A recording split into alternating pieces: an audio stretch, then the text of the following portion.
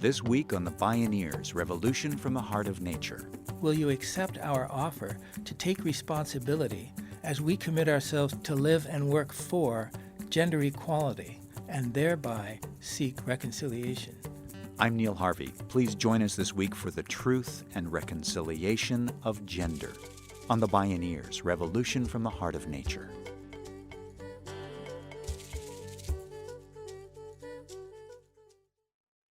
Support for The Bioneers, Revolution from the Heart of Nature is provided in part by Organic Valley Family of Farms and Mary's Gone Crackers. As the author D.H. Lawrence wrote, the future of humanity will be decided not by relations between nations, but by relations between women and men. Like the truth and reconciliation process that South Africa undertook to heal the racial wounds of apartheid, today, gender reconciliation is a burgeoning new movement for transformational healing. It's radically challenging the assumptions of cultural conditioning that shape our views of gender, sexuality, and relational intimacy. Although a patriarchal power structure continues to subordinate women and confer power and privilege to men, that privilege comes with a very high price for both men and women. How do we move toward gender justice and social healing? This is the marriage of the sun and moon, the truth and reconciliation of gender, with gender reconciliation pathfinders Cynthia Brix, William Keepin, Pele Rouge, and Pat McCabe. My name is Neil Harvey. I'll be your host. Welcome to the Bioneers, Revolution from the Heart of Nature.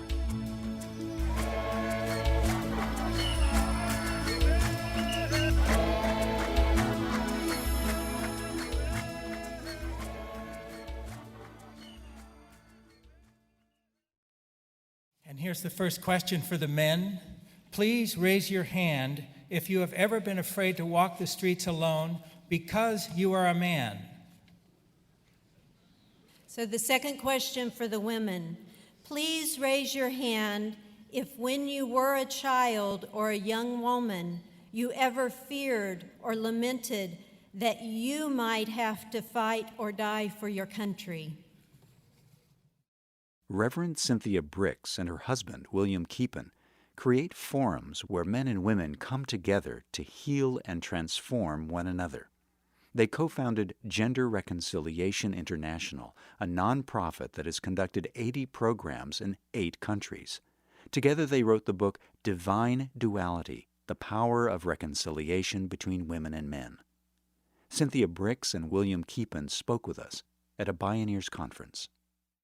Men and women have a very different experience of life in modern society. There's a whole set of experiences that are visited upon women of which men have rather little awareness, and vice versa.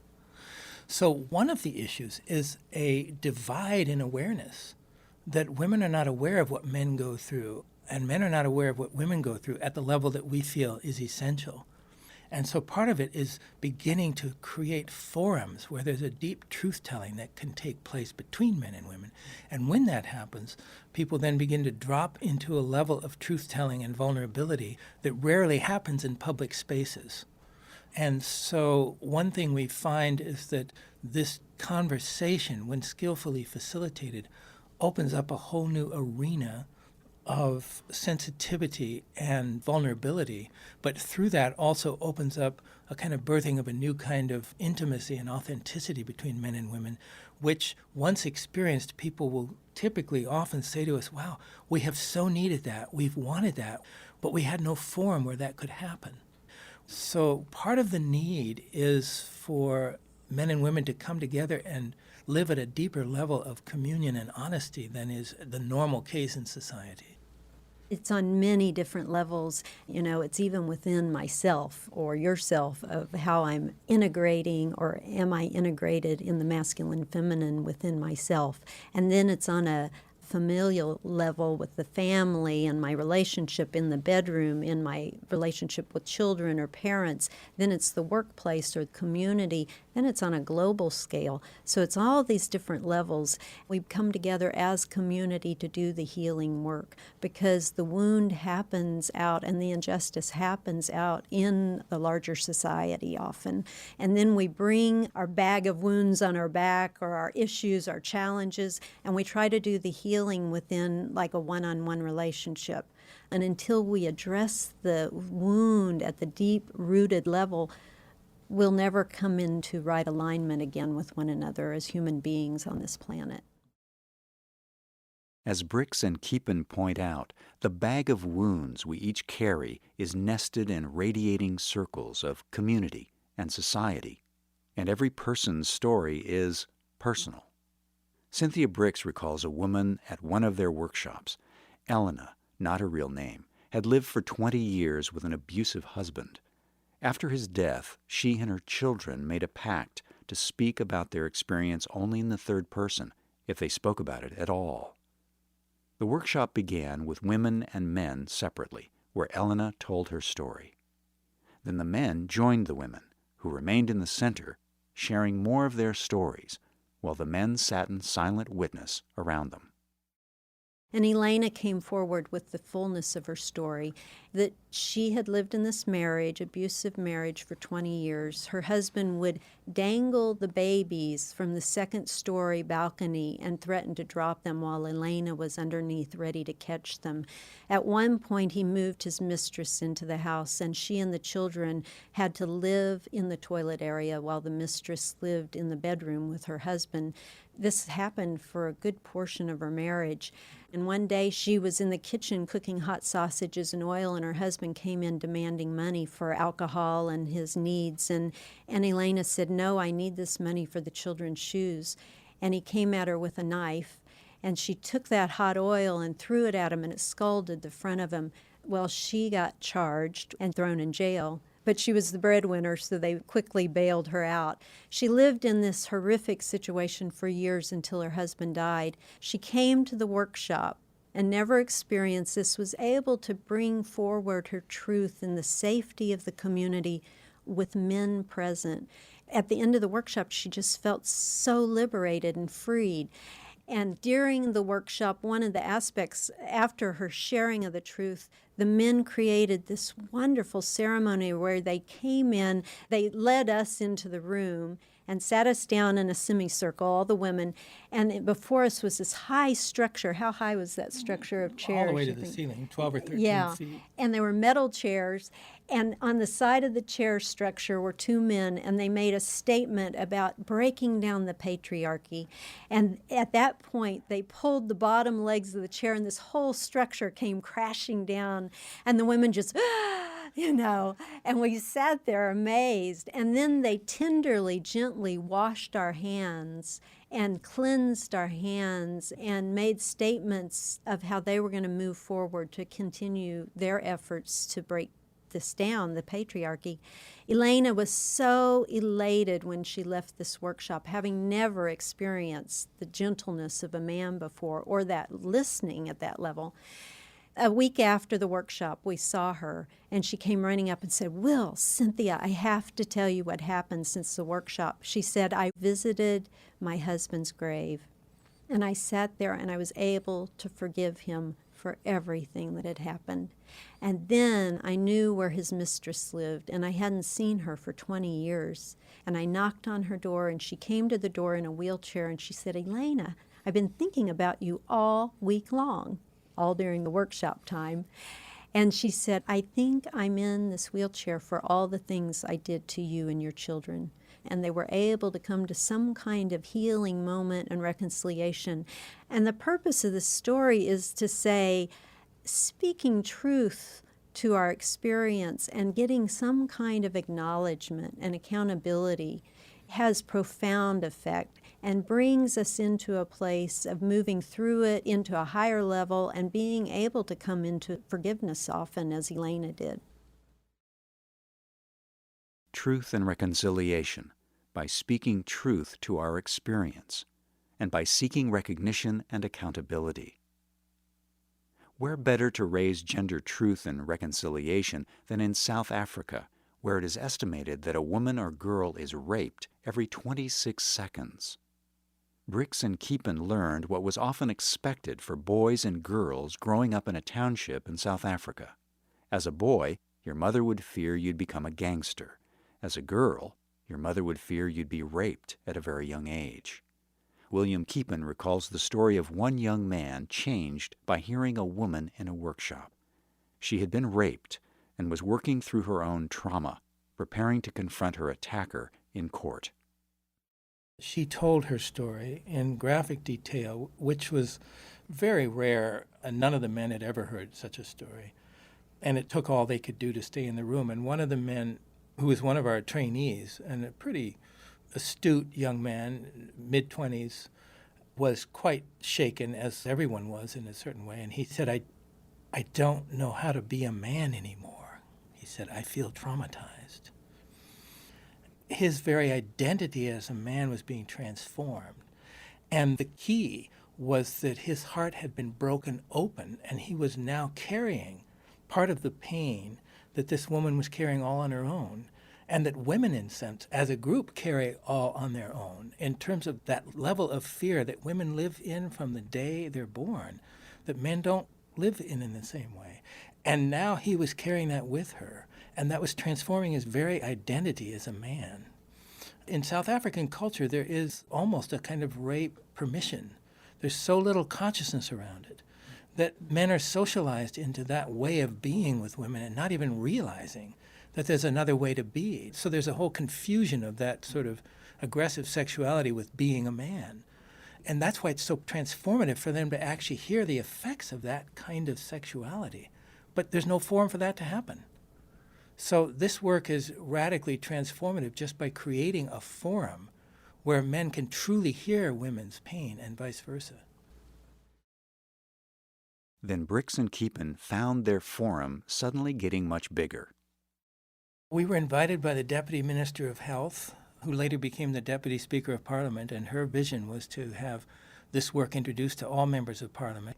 And so we worked with a group of about 30. Many of them were workers in the Parliament, and then we had a few MPs who were actually members of Parliament.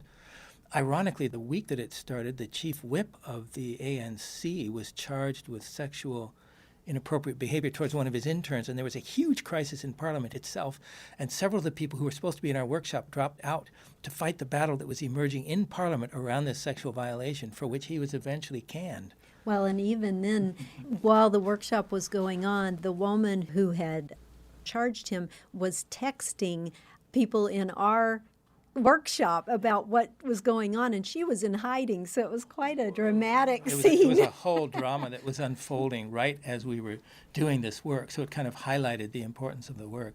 But that was a watershed event for us, because at the end of the ritual, where the men's ceremony to the women ended with an unbelievably beautiful declaration.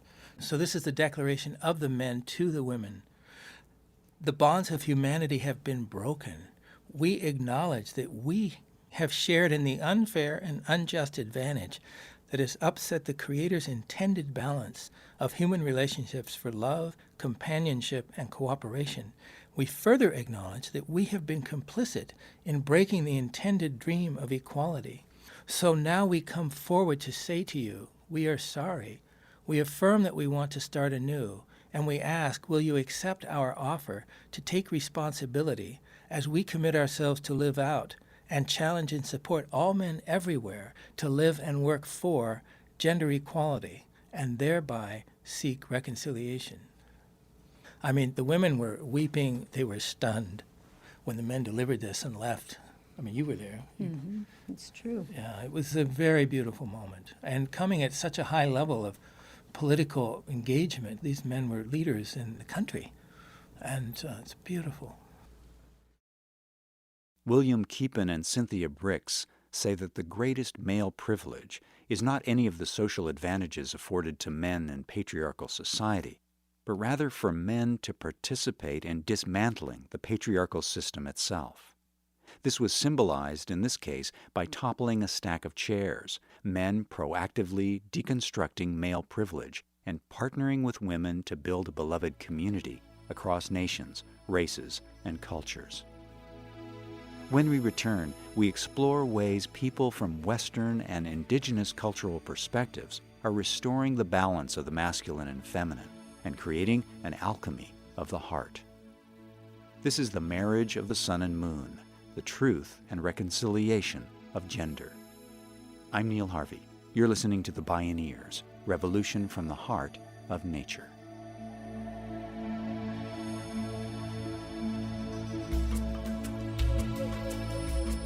If you love Bioneers Radio, it's free and easy to support us. Just take a moment to post a review on our podcast on iTunes, Google Play, or wherever you find our show online. You'll be helping other people find and enjoy these incredible thinkers and storytellers. And thank you for helping us out.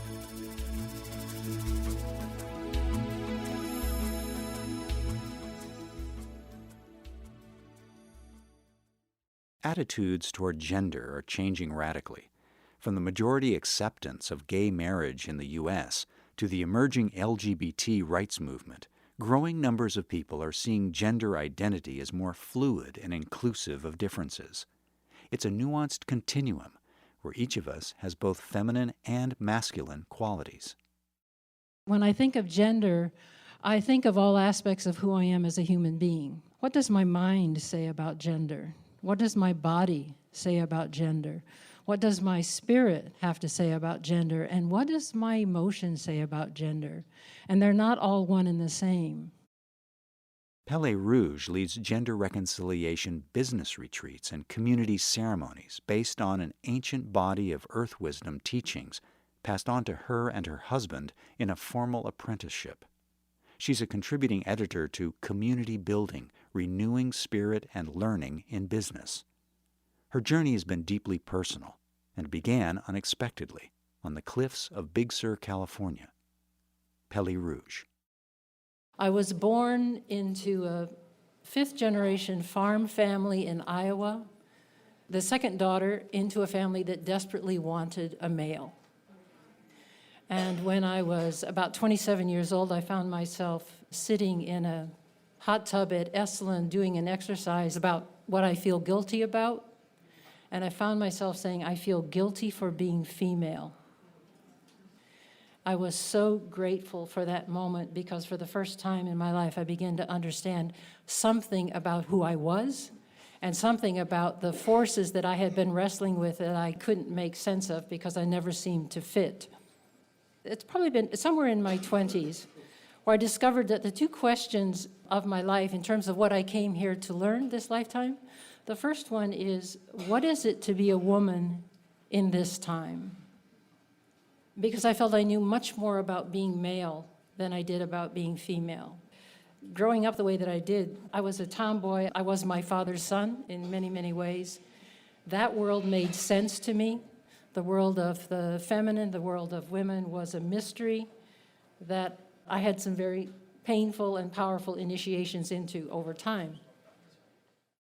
In the face of mystery, Pele Rouge asked herself a question.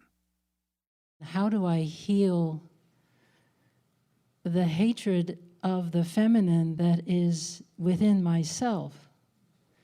How do I heal the denigration of the feminine? How do I even see it? How does it even become visible to me? One of the greatest gifts that has come to me recently is a deep friendship with a woman who is a lesbian, who gives me eyes to see what has been hitherto impossible for me to see through my own heterosexual eyes. We were in a conversation about yielding, that it is the job of the masculine to yield first and then change, and the feminine to change first and then yield. Most women in this culture were brought up to yield. We were brought up to change first. And the yielding, certainly in my world, the world that I grew up in my family, was very close to serving. There wasn't much difference between yielding to the masculine and serving the masculine. At my time of being a young girl, I actually moved from New Mexico, which is where my home is, to the Stanford University campus where my father went to school. And it was a pretty radical change for a New Mexico girl, but beautiful. Pat McCabe is a member of the Diné Navajo Nation. She's a mother, writer, artist, activist, international speaker, and cultural liaison. Her work is based on what she calls the science of right relations and the central knowledge that we are born into beauty. She's a ceremonial leader known as Woman Stands Shining. One of the things I always think about that time is how it was so a part of curriculum on the part of really everybody, but in particular the women who were my teachers, to make sure that I understood that I could become anything. I could be an astronaut. I could be, it was just like over and over and over and over and over again. Later, however, as I came back around to indigenous community and indigenous culture, that had to shift. And I didn't understand it at first. I kind of came into traditional activity and practices with a women's lib attitude. I didn't understand what the gender roles were about then. I didn't understand that there was a purpose beyond contemporary Western culture's understanding of what those roles were. So it was a slow process for me, but I've come around to this different place now where there's actually many different cultures and different lenses to look at that question through. In other words, says Pat McCabe, gender is a cultural construct and a paradigm. So what really is gender, and what cultural paradigm is informing it? What does it mean to be embodied divine feminine? What does it mean to be embodied divine masculine?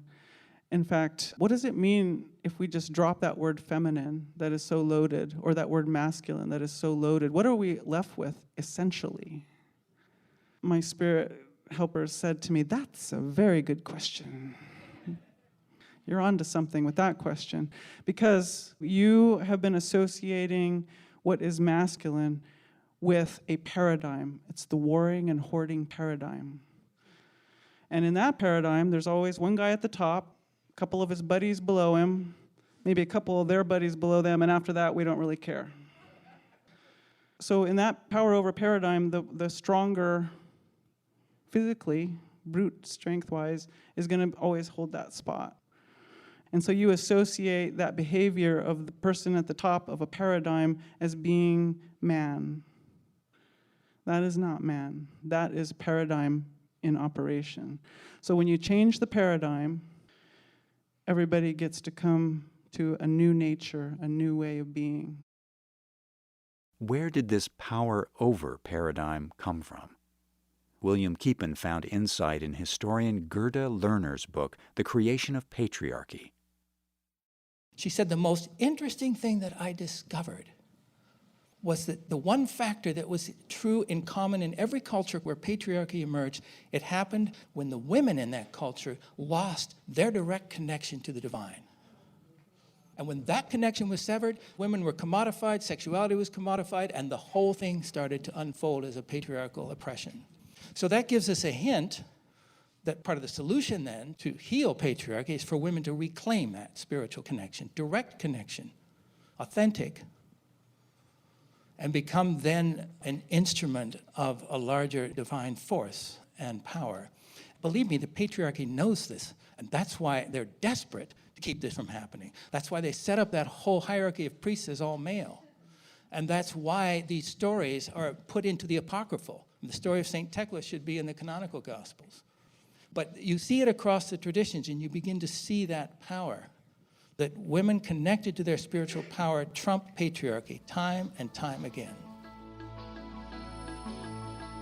For William Keepin, Cynthia Brix, Pele Rouge, and Pat McCabe, when the masculine and feminine come together, a profound communion of consciousness takes place, the marriage of the sun and moon. It's an alchemical transformation of the heart. Gender becomes a doorway from duality into unity. The marriage of the sun and moon, the truth and reconciliation of gender.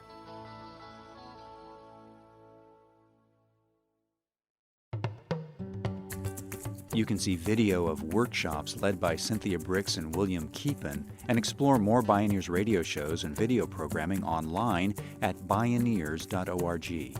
For information on attending the National Bioneers Conference and Bioneers events in your area, please visit bioneers.org or call 1-877-BIONEER. The Bioneers, Revolution from the Heart of Nature is a production of Bioneers and Collective Heritage Institute. Executive producer, Kenny Ausubel. Written by Kenny Ausubel. Senior producer, Neil Harvey. Managing producer, Stephanie Welch. Distribution is by WFMT Radio Network. Interview recording engineer, Jeff Westman. Our theme music is taken from the album Journey Between by Baka Beyond and used by permission of Hannibal Records, a Rykodisc label. Additional music was made available by Sounds True at soundstrue.com. For more music information, please visit radio.bioneers.org.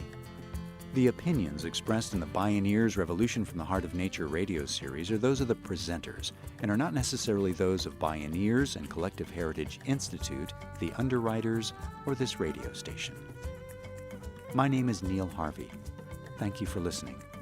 I invite you to join the Bioneers in inspiring a shift to live on Earth in ways that honor the web of life, each other, and future generations. This is program number 1014.